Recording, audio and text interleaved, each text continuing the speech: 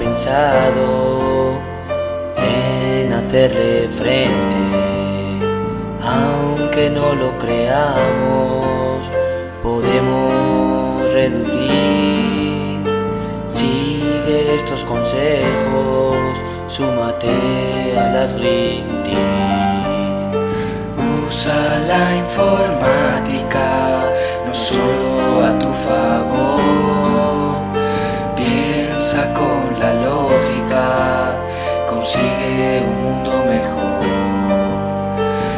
Usa la informática no solo a tu favor, si juntos actuamos, devolveremos al mundo su color. El 2% de las emisiones son causadas por la informática. Pequeños trucos que podrás aplicar alejarás al mundo de su propia lápida. Las Green TIC no son solo reducir, el cambio climático podemos revertir. Aplica las TIC no solo para ti y sigue los consejos que te vamos a decir aquí. No lo vas a usar, no lo pienses más. Estás mal gastando y quieres enchufar. Desconecta los dispositivos al finalizar su uso. Si se estropea lo puedes reciclar. Apagar el monitor es algo muy sencillo que cualquiera puede hacer, incluso un chiquillo. Cierra los programas con los que has terminado. Pon el mundo a tu lado, apaga el equipo. Pon el mundo a tu lado, apaga el equipo. Pon el mundo a tu lado, apaga el equipo.